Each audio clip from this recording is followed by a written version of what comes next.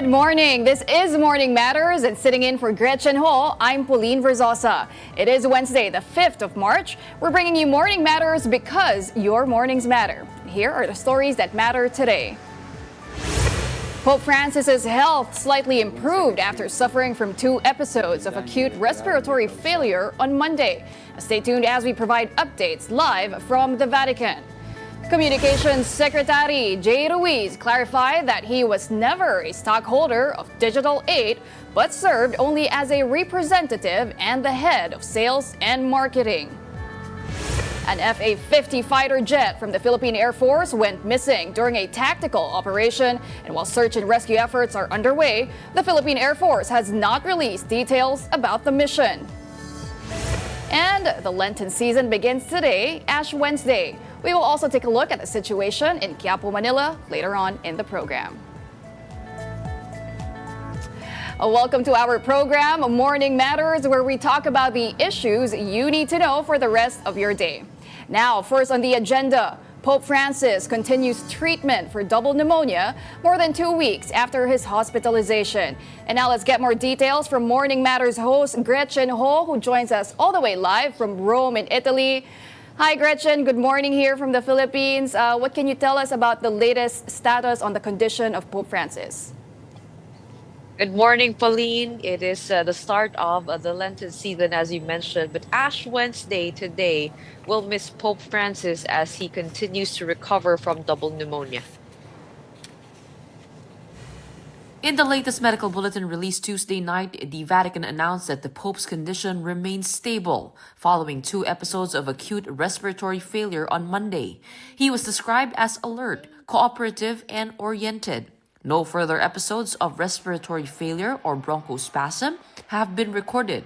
He has also transitioned to high-flow oxygen therapy and will continue on non-invasive mechanical ventilation until later today.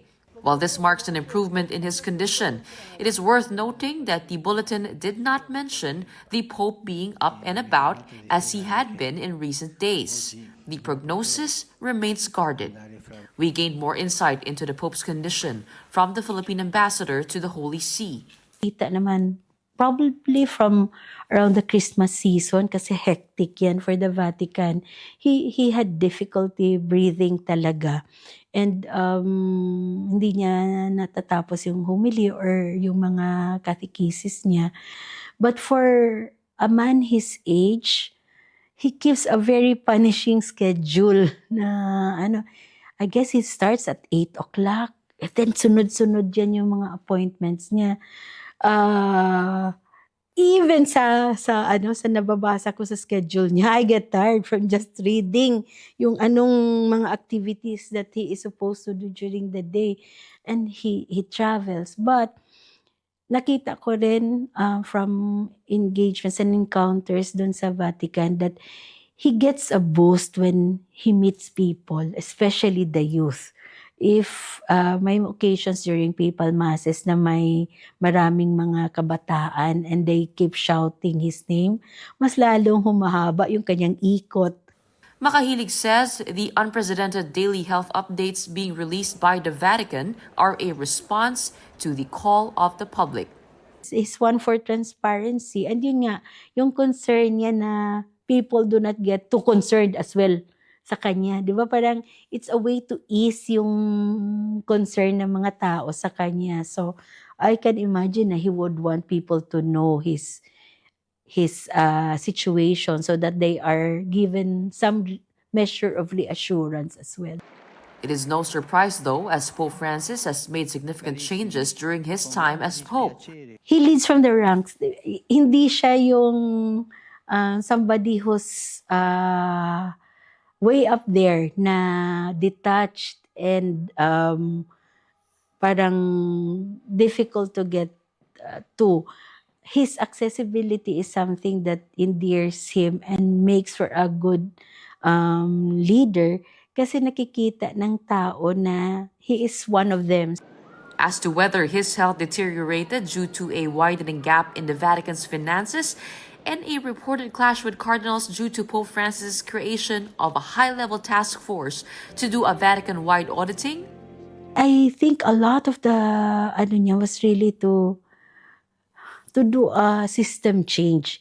Hindi lang naman siya nag-target ng individuals. It wasn't really a witch hunt na targeting a particular person, but ang administrative changes that he has pushed was really to make the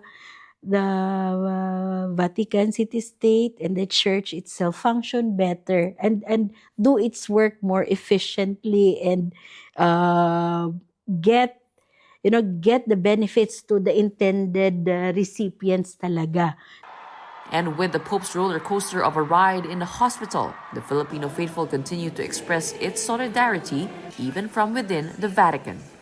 Praying is something that has always been a strong suit for any believer.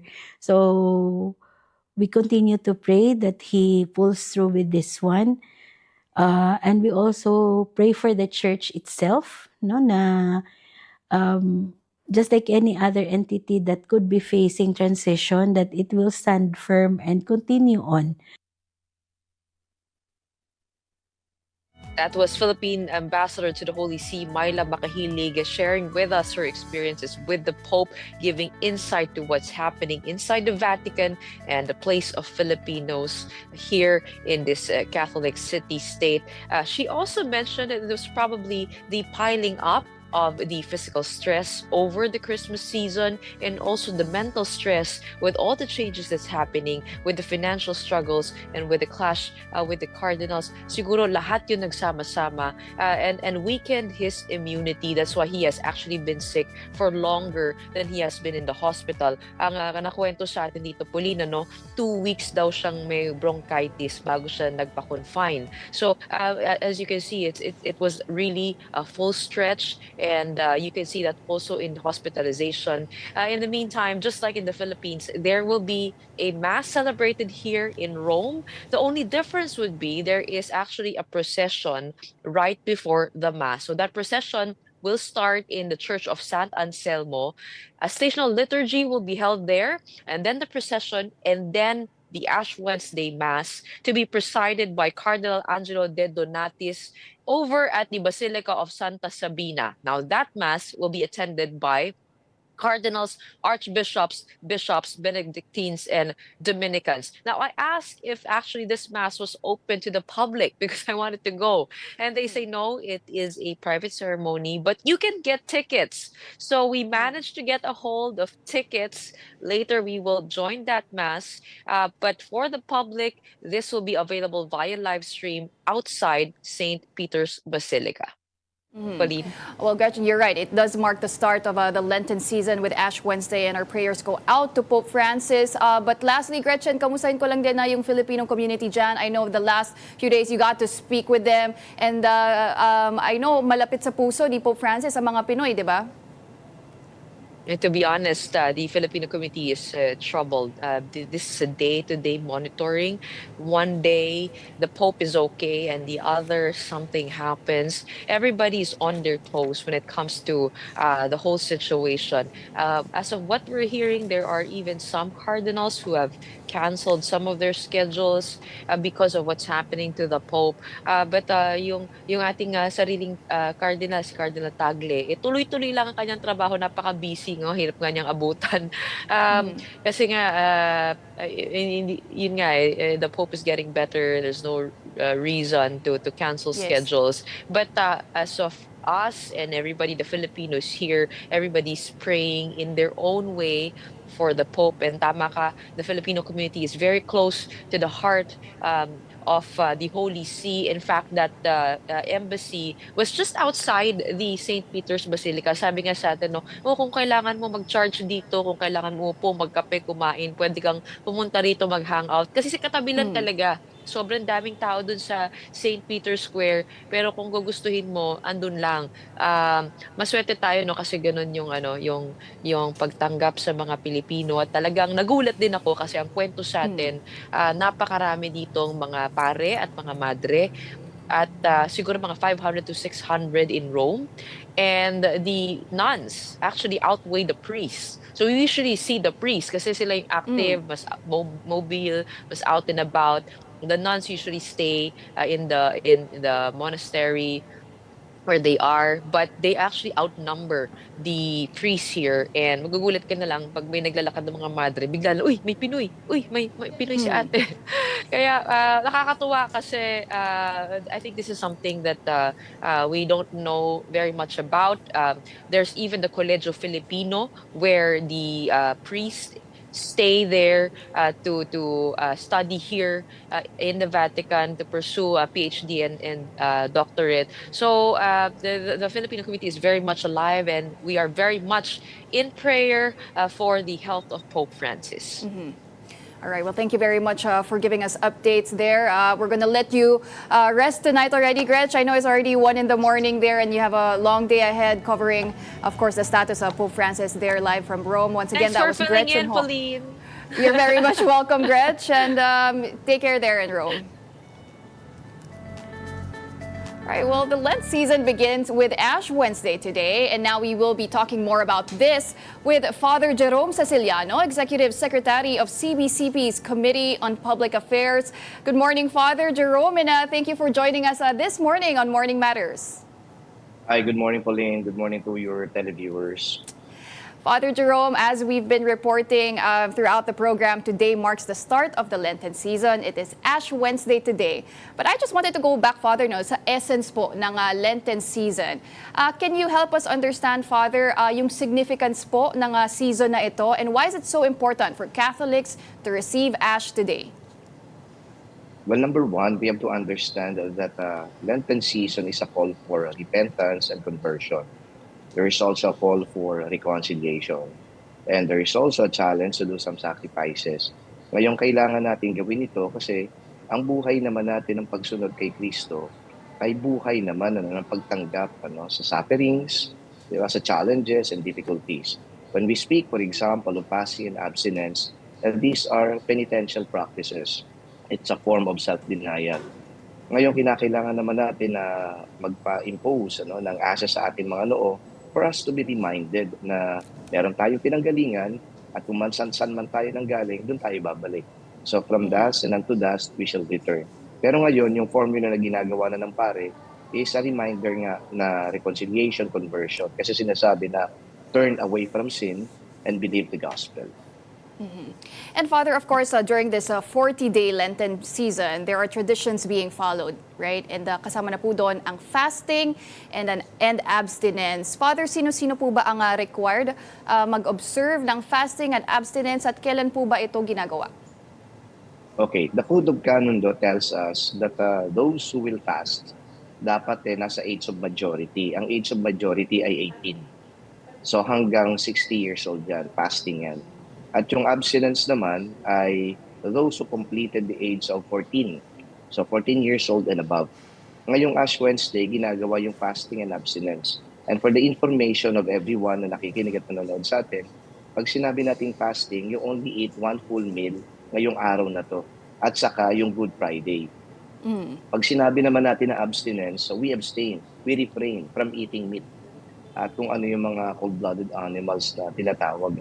So, pwede tayong kumain lang siguro ngayon ng gulay, fish, diba? Shellfish, mga katulad nun. Pero yung meat, we refrain from it. Ngayon magtatanong, bakit naman we have to refrain from meat? Alam mo, yung sinisimbolize kasi po din ng meat, parang, masyadong mahal na pagkain, diba? Tapos, luxurious. European kasi yung context nito. Diba? Ang kinakain nila doon is steak. So, kaya dito, nung in-adapt natin, parang gano'n na yung thinking, na yung meat ay we refrain from it. Kung ano man siyempre yung matitipid natin from fasting and abstaining, yan pwede nating itulong yan sa ating kapwa. Kasi ando doon din yung challenge sa tayo ay tumulong sa kapwa natin, magbigay tayo ng abuloy sa mga tao na nangailangan. So Father, ang fasting po, so kasama po dyan ang Ash Wednesday today. Kailangan na rin po ba i-avoid yung meat? Or kailangan, or pwede naman po yun considering na 1 meal a day or 1 meal lang po for today? Yeah, as I mentioned, fasting and abstinence will be done today, Ash Wednesday. Tsaka sa Fridays, actually, if to be very sick about it, Good Friday, Ash Wednesday, tsaka Good Friday. Pero sa Code of Canon Law, ito yung batas ng simbahan, meron tayong tinatawag dito na mga penitential days and times. Yung penitential days, all Friday siya ng taon. Okay? Yan ang ideal na dapat na ginagawa. Pero depende din naman yan sa bishops' conferences kung ano ba yung gagawin talaga, kailan nila gagawin yung fasting and abstinence. Pero absolute yan, Ash Wednesday, tsaka Good Friday, Wala. gagawin natin yon. Okay. Ngayon yung iba, medyo sumusunod talaga sa sinasabi ng batas, kaya lahat ng Fridays, wala talaga silang meat. Okay, pero ngayon ulitin ko, Ash Wednesday, fasting and abstinence tayo ngayon at saka Good Friday. Yung iba, okay, lahat ng Fridays, nag-abstain talaga sila from eating meat. Tama po kayo, Father, may mga sumusunod po, pero meron din na mga hindi masyadong nakakasunod dito sa tradisyon na ng Lent. I wanted to get your thoughts, Father, on ano po yung mga pagbabago na nakita niyo po, especially with the younger generations, on how we celebrate Lent. Would you say that we Filipinos still embrace the essence of this season? O nawala na po ba yun sa tradisyon ng mga Pilipino? Well, I do believe, Filipinos still practice, these Lenten observances. They would go to church. Siguro, ngayong araw na to, ang mga simbahan ay mapupuno talaga ng mga tao. Mapapansin mo yan na tuwing Ash Wednesday, napakarami talagang mga tao na nagsisimba. So I guess, doon pa lang ay meron ng response kaagad na magagaling sa mga tao. Ngayon sa young people of today, palagay ko yung fasting and abstinence, they have to be told, they have to be reminded, they have to be educated. Napakaganda na nagkakaroon tayo ng ganitong talakayan kasi yung iba hindi talaga aware eh. So kinakailangan lang na bigyan sila ng awareness para yung kanilang response magiging positive. If you tell them naman na merong ganon, sumusunod naman. Pero meron talaga mga mangilan-ngilan na hindi talaga nakakagawa nun. Ang simbahan naman dito ay nakakaunawa kasi meron din naman yan leeway eh. For example, yung mga may sakit, hindi naman kinakailangan mag-fast yan kasi may sakit. Tapos yung mga halimbawa ay more than 60 years old na. Okay? Tapos sa physically weak. Kung hindi man sakit, may sakit, physically weak na. Well, sila naman din ay in-exempt natin sa fasting. Pero nga, dapat mag-determine ang Catholic Bishops' Conference ng anong mga alternatives. So usual na alternative yan yung tinatawag nating corporal works of mercy. Ano yung halimbawa ng corporal work of mercy? Bumisita ka sa may sakit, bumisita ka sa mga nasa bilangguan, tumulong ka sa nangangailangan. These are just some alternatives na pwedeng gawin ng mga hindi nakakapag-fast at nakakapag-abstain. Okay, Father, speaking of alternative ways, paano po ba ine-encourage ng simbahan ang younger generation to observe nga these Lenten activities? May iba po bang way dyan na kasama na ang digital platforms? Because I remember during the pandemic, dito po talaga rin nagkaroon ng shift ang simbahan sa streaming, di ba? Para mas maging accessible din in this world of digitalization. Well, when it comes to accessibility of information, tama yung binabanggit mo, itong mga digital platforms, social media platforms, malaking bagay ito to reach out to the people. Ang nga lang natin dito concern, kahit naman minsan na-educate mo, yung response naman ng iba hindi ganoon ka-positive. But we remain naman optimistic. But when we tell them, ando doon naman yung kanilang pagtanggap sa mga gawain. Ngayon, paano nila mas maiintindihan at ma-absorb yung kahalagahan nitong mga Lenten observances? Well, basically, we tell them that in life, it's all about parang lahat kagalakan, lahat sarap, lahat enjoyment. So we also need to do some forms of sacrifices. At itong mga pinagagawa sa atin ng simbahan, ito yung mga ilang bagay na ipapahayag natin na nagsasakripisyo tayo. And this is actually done to be united with Jesus in all the sacrifices that He made. If you recall, for example, when He was in the desert for 40 days and 40 nights, He fasted, abstained, and prayed. So yung ginagawa natin ngayon, this is actually parang penitential practices na nakikiisa tayo sa ating Panginoong Hesukristo. So yung ganong idea pa lang, I think it's a noble idea that the young and all the people for that matter should really understand. Okay, Father, I don't know if you were able to catch our report with Gretchen earlier, who is in Rome to monitor the status of Pope Francis. Father, I wanted to ask about how meaningful will Lenten season be Now that, of course, the Pope is under um, going through something in terms of health, and how is the church celebrating Lent, or how is the church in the Philippines celebrating Lent all the more this year? Well, basically, when we consider the condition of the Holy Father, Pope Francis, there's always that intention of begging the Lord, to grant him healing and assure him.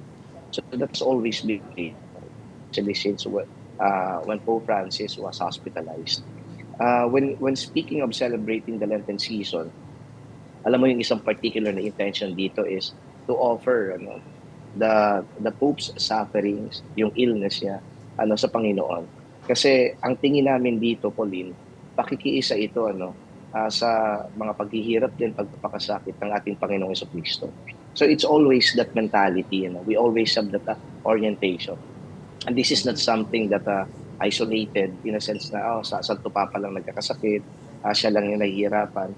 Pero ando dun lagi yung pananaw na okay, the Holy Father is actually sharing in the sufferings of Christ. But of course, we remain optimistic that after this bout with the sickness, he is going to regain his strength at makapagpapatuloy pa siya sa mga ginagawa niya para sa simbahan. Yung reforms niya ay magbubunga talaga. So yun ang ngayon ang aming orientation at mentality when we celebrate this Lenten season. Mm-hmm. Well, thank you very much for sharing your insights with us here on Morning Matters in this holy day of Ash Wednesday. Maraming salamat po, Father Jerome Ceciliano of the CBCP. Thank you so much, Pauline.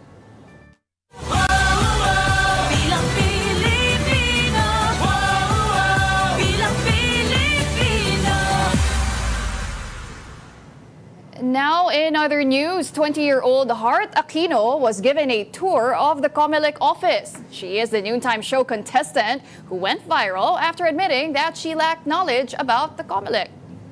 Although the agency's guided tour was brief, Aquino said it still helped her gain some understanding.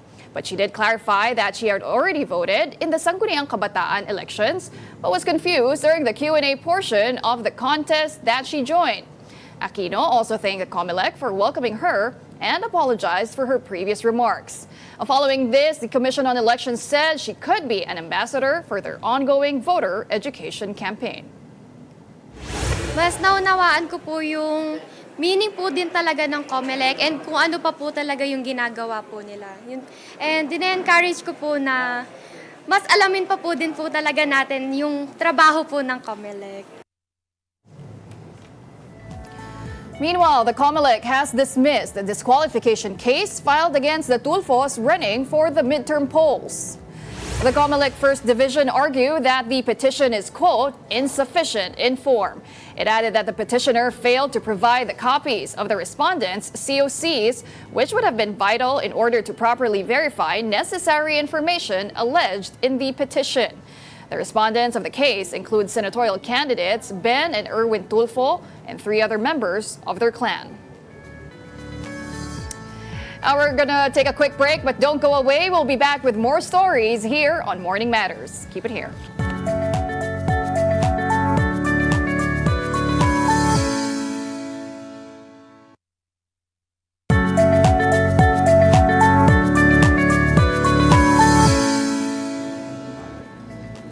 Welcome back. You're still watching Morning Matters here on One News. I'm Pauline Verzosa, sitting in for Gretchen Ho. Presidential Communications Office Secretary Jay Ruiz denies being an incorporator of a media company. Here's that report. Communications Secretary Jay Ruiz wants to set the record straight over his involvement with Digital 8. That media company reportedly bagged contracts with the Philippine Charity Sweepstakes Office, or PCSO, worth millions of pesos. Ruiz said he was never a stockholder of the firm, but was a mere representative and sales and marketing head. He said he has already resigned in January. Kaya malakas ang loob ko. Humarap sa inyo ngayon, wala akong kinitang 200 million. Ruiz admitted to owning other businesses that include restaurants and a political management firm, which he claims is in the process of divesting from. The PCO secretary noted the effect of this controversy on his family and their safety, and even contemplated about suing. I was contemplating on sa Siyempre yung una mo reaction, di ba? File a legal action against these purveyors of fake news. Pero nung naitulog ko, naisip ko, baka naman lalo lang tayong madistract.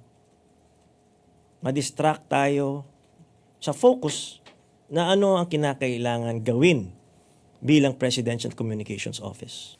Ruiz criticized the story for excluding his side, despite personally knowing the owners of the news site behind the story. Kilala ko naman si dating Secretary, Undersecretary Ray Marfil.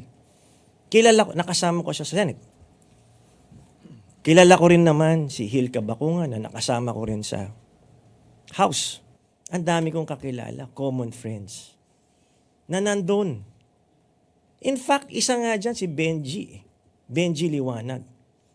The individuals mentioned by Ruiz have yet to provide a statement on the issue. The individuals mentioned by Ruiz have yet to provide a statement on the issue.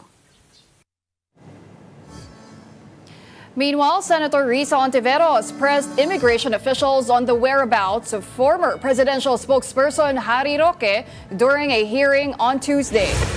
Ontiveros expressed frustration over Roque's ability to travel freely while evading arrest for alleged human trafficking. She revealed receiving information that Roque flew from Dubai to Shanghai on December 8, 2024, before heading to Macau the next day.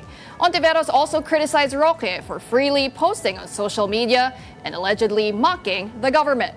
The Bureau of Immigration acknowledged sightings of Roque in Dubai, but admitted that they had no further details on his movements beyond that point. Where, for God's sake, is Harry Roque? Bakit parang libre na lang siyang mag-post ng kung ano-ano sa social media na parang kinukutya pa ang administrasyon at mga otoridad natin while avoiding arrest for charges of human trafficking? According to my sources, Harry Roque flew into Shanghai from Dubai on December 8, 2024. Stayed in Shanghai for just 1 day, and then flew out to the casino city of Macau. Sino kaya ang tumutulong sa kanya? A Philippine Air Force aircraft was reported missing during a tactical night operation on Tuesday. The FA-50 fighter jet was conducting tactical night operations over Mactan, Cebu. It lost communications to other aircraft just minutes before it was supposed to land. The Air Force said the missing aircraft has a crew of 2 pilots. They are now conducting extensive and thorough search operations to locate the missing jet fighter. And shifting gears to sports, Alas Pilipinas standouts Brian Bagunas and Ea Laure have been named ambassadors for the Philippines hosting of the 2025 FIVB Men's Volleyball World Championship. Bagunas and Laure will lead promotional efforts both locally and internationally, including an international roadshow, a mascot contest, a trophy tour, and a special 100-day countdown in June. Meanwhile, indie folk pop band Ben & Ben will serve as the tournament's official music partner. This marks the Philippines' second appearance in the tournament since 1974. And the event will take place from September 12 to 28 at the Mall of Asia Arena. When we return, let's talk about health and politics with former Health Undersecretary and HEAL PH Party List nominee, Dr. Eric Tayag. Don't go away. Morning Matters. We'll be right back.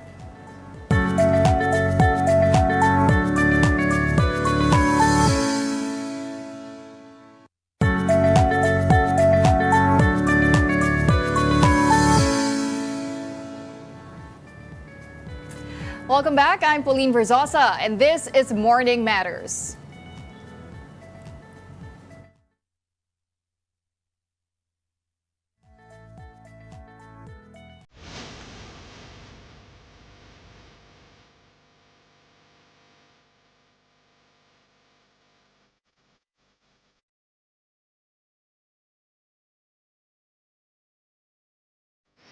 Pag-asa said the country is now transitioning into the dry season. The State Weather Bureau expects the northeast monsoon, or amihan, to weaken by mid-March, signaling hotter temperatures and heightened humidity.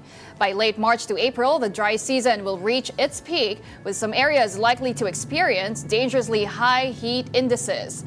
As temperatures soar, Pag-asa urges the public to stay hydrated, to avoid prolonged sun exposure, and to take necessary precautions to prevent heat-related illnesses. Now, how can we be able to avoid heat-related illnesses? To answer that and more, we have Dr. Eric Tayag, who is also a former DOH executive, and he now joins us here in the Morning Matters studio. Good morning, Doc, and thank you so much for being here live.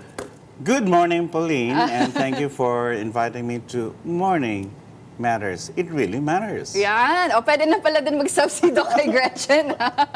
No, but I wanted to thank you, Doc, for coming all the way here. I see you've already heard a Mass for Ash Wednesday. Yes, and also like most of us praying for the Pope's full recovery. That's very sacred to all Catholics worldwide. And this heat during the hot weather is becoming a heated conversation for so many, because how can we actually avoid the consequences, the health effects of extreme heat? Extreme heat. I wanted to start with that, Doc, no? Because you've served in the DOH for 35 years. Sabi nga, diba, you served also under 7 presidents in the Philippines and 18 secretaries ng DOH. Did I get that right, Doc? Right. On the spot. On the spot. So I'm sure every year na monitor naman po ng Health Department ang tag-init, diba? Yung mga sakit po when it comes to summer and the dry season. But were you shocked na as early as March? I mean, we're only in the first week, and here we are already experiencing really high temperatures and yung heat index pa na over 40 degrees. Okay. On average, historically, March is actually the start of the dry season. Except now that you just mentioned it a while ago, that it's by mid-March that we are going to have the real dry season. But as early as 2 days ago, the heat index was above that which we can say tolerable. And so the Pag-asa Bureau actually cautioned people to be very, very cautious, and because this is gonna impact on senior citizens, the elder persons, and those with comorbidities or with medical conditions. Senior citizens, people with comorbidities, and of course people who are required to work even if the weather is really hot, diba? The one on the streets, those vendors, the traffic kahit yung mga namamasada, Doc, right? Even drivers, jeepney drivers, tricycle and drivers. So it really doesn't start with immediately with a heat stroke. There is a heat stress. There are, or sometimes we call it heat cramps, and then it progresses to heat exhaustion, and then finally to heat stroke, which is a medical emergency. So what really happens is that how we feel about the weather is, especially if it's hot weather, that's the heat index. And so it's not only temperature, it's humidity. So our body adjusts to it, Pauline. So how? So we perspire, there's sweat, and when it evaporates, it cools us. But humidity plays a big factor because evaporation doesn't happen, and so therefore we run into trouble. The body heats up, and when it's heat stroke, someone can die from heat stroke. That's why you have to rapidly reduce the temperature below 39 degrees within the next 30 minutes. And for the next 2 hours, less than 38 degrees, and immediately bring the patient to a hospital. Nothing you do would save that patient. Well, we're talking about this, Doc, right? Because we want to educate Filipinos about this. Sabi nyo nga po, heat stroke is very serious. It's actually something you cannot just quickly recover from, right? Hindi siya simpleng naiinitan ka lang, mag-faint ka. It could actually lead to a fatal situation. Pero Doc, kailan po ba, ano ba yung symptoms leading up to heat stroke? How do you know that it's, I need to get checked, I need to cool myself down? Any indicators that we should be aware of? Slowly, you don't notice it, there's dehydration. That's the main factor that causes all these complications from heat-related illnesses. And so therefore, it's advisable that you actually drink water even before you become thirsty. How many liters, Doc? So the recommendation is 1.5 to 2 liters per day, but during these hot weather episodes, you can add more. But of course, there's a recommendation to add electrolytes, and we are so lucky because we have coconut water and it's the perfect drink. I was gonna ask, Doc, kasi diba when you think of electrolytes, even when people advise to put sunblock, mamahalin po kasi ang sunblock ngayon, di ba? Electrolytes also are not really cheap. So it's good that you mentioned coconut water. Okay po ang coconut water, Doc. Na nagmahal na rin. Nagre-reklamo nga ako kasi when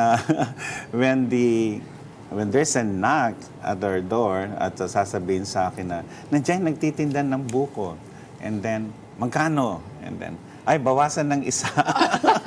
Nagmahal na rin pala ang buko. But there's a home remedy if you really want to cut your costs. So in a pitcher, measure 1 liter of water, make sure it's clean, and then you add 6 teaspoons of sugar, half a teaspoon of salt, you mix it, and you drink it by cupfuls, and that can give you instant rehydration. Of course, it goes without saying also to stay indoors, right? And to wear light-colored clothes to avoid, di ba po? Look Tama, for Doc? spaces where there's air condition. Yes, Okay. malls. Now, it's Libre time yun. to make your portable funds shine. Dapat pala dinala natin yung, Doc, no? I actually brought one. You have one with you, yeah. And then, of course, the clothes should not be thick as if it's winter And when dark. it's not. Okay? And make sure you hydrate. Takbo kagad sa silong. And so for those traffic enforcers, we strongly suggest, for example, that they get the silong break. Silong muna sila sa lilim. Lilim break. Let's call it lilim break. Doc, before we move on to another topic, mainit na usapan ngayon yung pag-suspend ng mga klase dahil daw sa mainit. Usually, we suspend classes because of extreme rain, pagbagyo. But now, may mga ilang cities na nag-suspend nung Monday because sobrang init. Is that valid, Doc? Should we be suspending? It's related to the structure ng paaralan. So if it's not insulated enough, there's no ventilation, there are no ways to make the students or the learners cool enough, and if they're staying for long periods, then it will be a problem. Another one is their capacity to respond. If any of the students actually faint, suffer from these heat-related illnesses, and that's going to hamper the regular activities of the school. So the decision can come from the local government themselves or from the schools. Okay, Doc. Another health concern we are facing in the country is dengue. Recent outbreak po sa iba-ibang cities.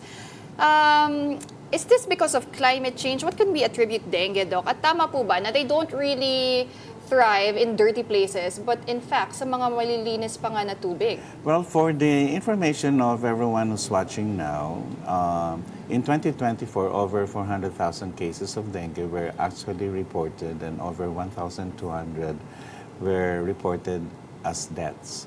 And so dengue remains a risk for half of the world's population.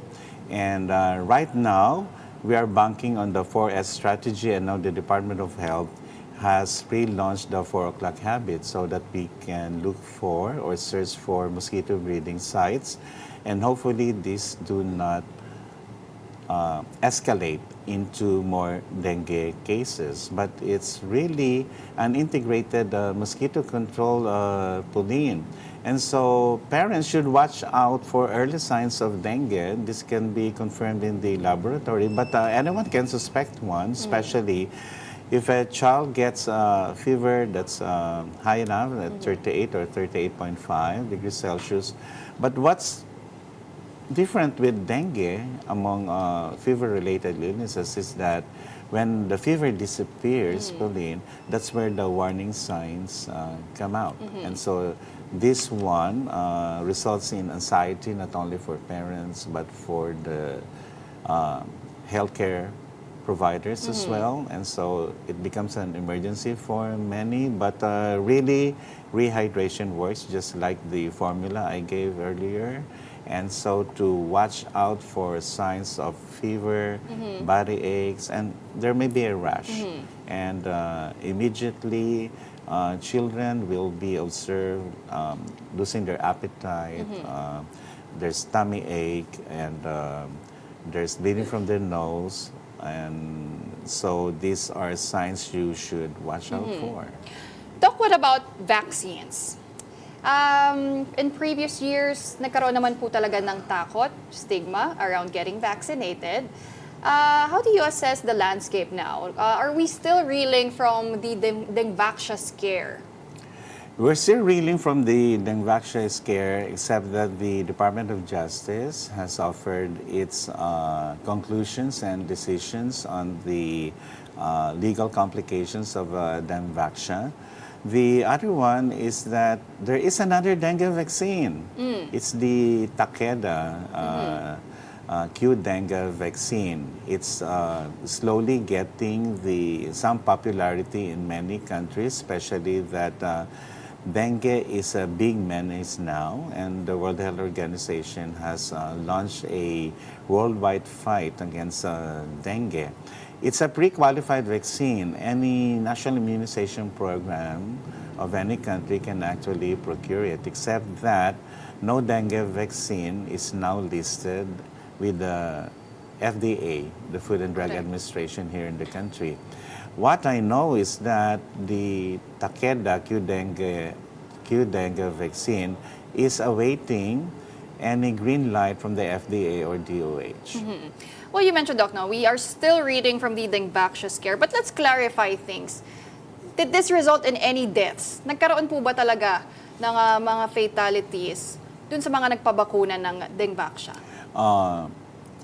Basically, the claims are that there were deaths related to the vaccination using Dengvaxia.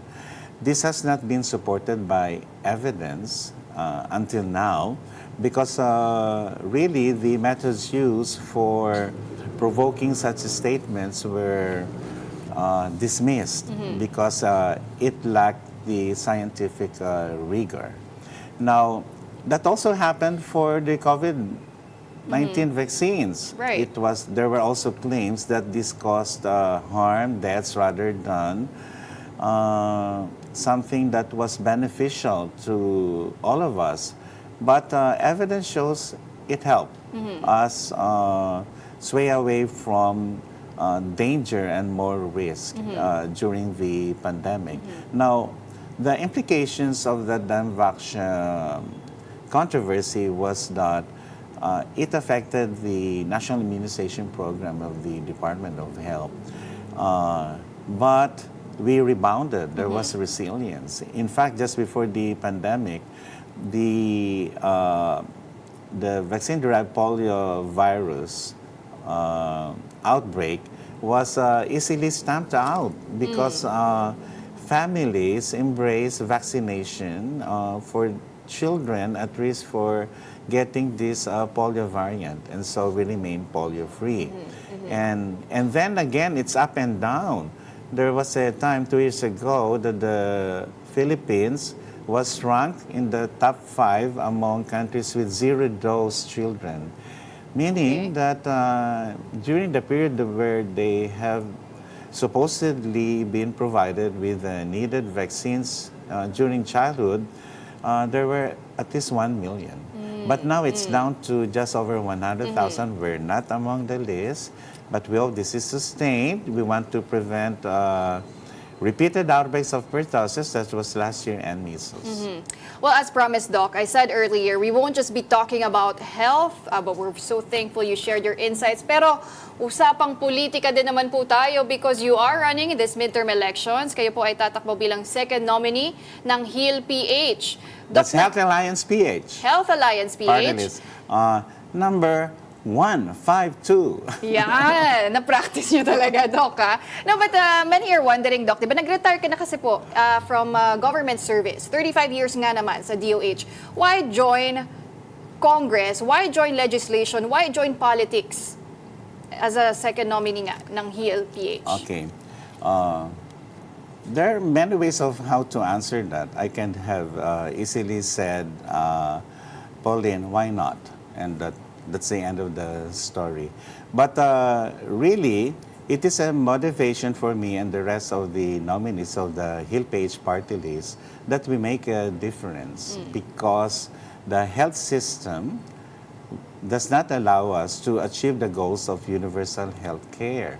And healthcare costs are rising. For example, we had a rundown with our economic advisors. We're looking at health expenditures that can run up to 1.4 trillion pesos. In any global report, you will see the Philippines as spending up to 10,000 pesos per capita at our current population. But that's very low compared to Singapore, for example, that spends $1,800 per capita. But at the national level, 1.4 trillion, so high that the out-of-pocket cost is around 44 to 50%. So ang ibig sabihin niyan po din, dun sa 1.4 trillion, 700 billion lang ang kayang tustusan ng gobyerno, whether that's budget from the taxes or PhilHealth from the premium contributions, or from any other insurance or loans. So we have a deficit of 700 billion. So the party list decided that it's time to eliminate or reduce the out-of-pocket costs. And a good number is to reduce 50% out-of-pocket costs to around 10% or even zero. Is that achievable? We had calculations in the next 5 years. It's really achievable. And the way to provide the message is that for the HEAL-PH party list, for us to make it simple, is that the health card. Health card. Health Tell card us more about that, Doc. guarantees every Filipino that there will be no out-of-pocket costs at the point of service. So you have your senior discounts that will continue. You have your PhilHealth reimbursement that will continue. You have your private insurance that will continue. You will have funds from the Philippine Charity Statistics Office, check. From any other funding po yun. sources, check yan. And the rest should be covered by that health card. Exactly how do you have that? So there are many ways. One, we have to narrow the gap within the expenditures and the money we can spend for. So 1.4 trillion, pwede bang mababa yun by up to 900 or 800 billion kung kaya natin yun? And so therefore, the cap shrinks to 100 to 300 billion pesos. So how do you do that? Primary care tayo.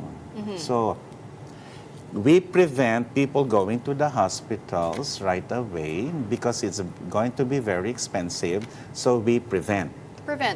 And then, for those who needing hospital care, we have to reduce the cost for hospital care. And there should be some regulation on prices of goods commodities, that's medicines, for example, and also the services that includes professional fees. It should be standardized, but it's not happening now, Pauline. And then the other one is we get more funds. So either we become a very rich country, or we have more efficient, honest-to-goodness tax collection, no corruption, which is question mark. Medyo But hirap po we yan, have Doc. something to achieve for. In fact, we were criticized, our HEAL-PH party list, that budol-budol lang to, it's impossible. If other countries like Brazil was able to do it, Thailand, why not the Philippines? We have that resolved, the Heal PH party list. Our first nominee is Dr. John D. Flavier, Yes. yung anak ni former Secretary Senator Flavier. Sabi ko nga kay John D, punta tayo sa palengke, tapos sumigaw na lang tayo doon ng ano, let's do it again. Ikaw, ano sasabihin mo? Kung let's do it again sa iyo, John D, sa akin, gusto ko, healthy ka. Yan. Pero, Pauline, totoo yung sinasabi ko kasi alam mo, nakakantsawan yung party list at maaaring madami kami ron. Kasi we do not represent daw yung genuine marginalized sector at meron pang aspersions na ito ay co-opted sa mga political elites or sa mga big businesses. Correct. But the proof of the pudding is in the eating. So tingnan natin yung performance. Unfortunately, many conclude na lackluster performance ng ating mga party list. Maybe it's genuine or medyo hindi lang sila nag-ingay. But I'm sure many party lists are here to make a difference sa ating bansa. Huwag naman sanang idamay lahat because every one of us is given the chance to serve our country. Kami ngayon, nasa executive branch ako dati, ngayon naman sa legislative branch. Who knows? I may suddenly be one of those who enact laws that actually will make us achieve a zero out-of-pocket cost sa healthcare.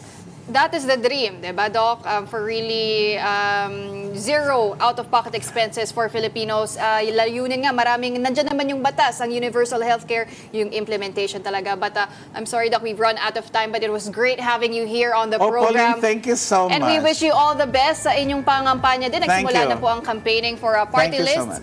So but for now, that was Dr. Eric Tayag, second nominee of Heal PH party list and former Undersecretary of the Health Department. It's number 152. All right, now don't go away. More matters to discuss after the break. Keep it here on One News.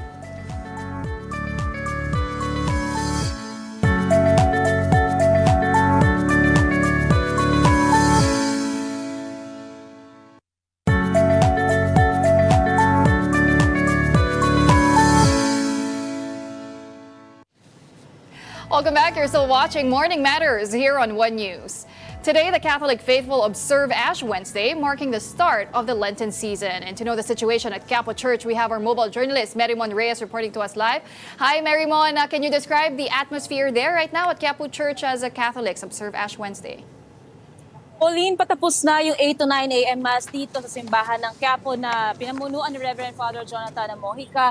At ito na nga yung pagsisimula ng 40 days into the Lenten season. At dahil sa dami ng tao na mga nagsisimba, may designated areas sa loob at labas ng simbahan para doon sa pagpapahid ng abo sa kanilang mga noo. Naasahan din na simula ngayong araw, Ash Wednesday hanggang April 20, Easter Sunday, ay mag-o-observe na ang ating mga kapatid ng fasting at abstinence. Pero paalala dito na yung mga senior citizens natin o yung mga kapatid natin na mayroong comorbidities ay hindi pinipilit na mag-participate o i-observe itong fasting na 1 full meal per day plus 2 small meals. At yung abstinence naman na gagawin every Friday of Lent na bawal kumain ng karne pero hinihikayat na kumain ng isda. Pauline. Alright, maraming salamat para sa update na yan. That was mobile journalist Marimon Reyes. And that's today's episode of Morning Matters. I'm Pauline Verzosa, sitting in for Gretchen Ho. We are One News, all sides, all the time. Good morning.